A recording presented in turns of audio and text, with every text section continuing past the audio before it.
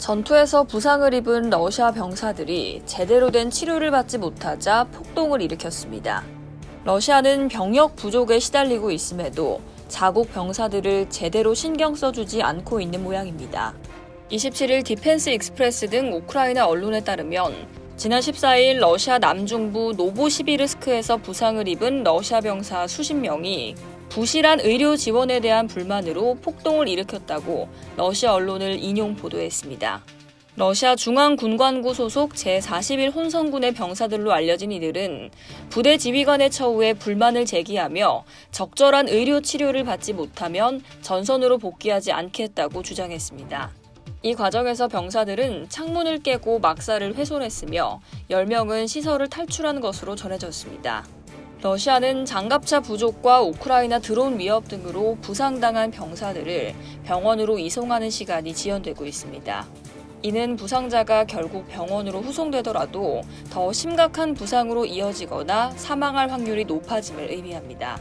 우크라이나군 총참모부에 따르면 러시아는 2022년 2월 이후 70만 명 이상의 사상자를 냈으며 그중 약 50만 명의 병력이 부상을 입은 것으로 추정됩니다.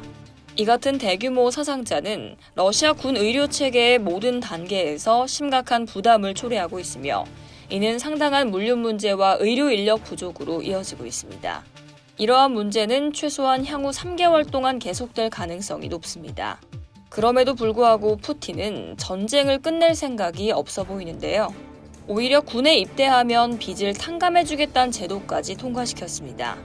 지난 24일 타스 통신 등 현지 매체는 블라디미르 푸틴 러시아 대통령은 러시아 국방부와 계약해 우크라이나 특별 군사작전에 참전하는 신병의 채무를 면제해주는 법안에 서명했다고 보도했습니다.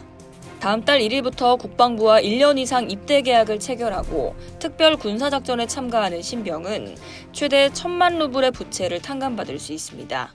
이 법은 다음 달 1일 전에 채권 추심 절차가 시작된 모든 잠재적 신병에게 적용됩니다. 또한 신병의 배우자에게도 적용되죠. 러시아는 동원령을 발령하지 않으면서 병력을 최대한 늘리기 위해 우크라이나 특별 군사작전 참가자들에게 거액의 보수를 지급하고 있습니다. 지난 9월 푸틴은 18만 명의 병력을 증강할 것을 촉구한 바 있죠.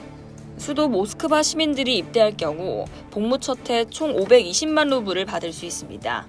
한편 러시아는 병력 부족으로 교도소 수감자, 북한군 파병, 외국인 용병 모집 등을 통해 병사를 충원하고 있습니다. 이상 월드디펜스였습니다.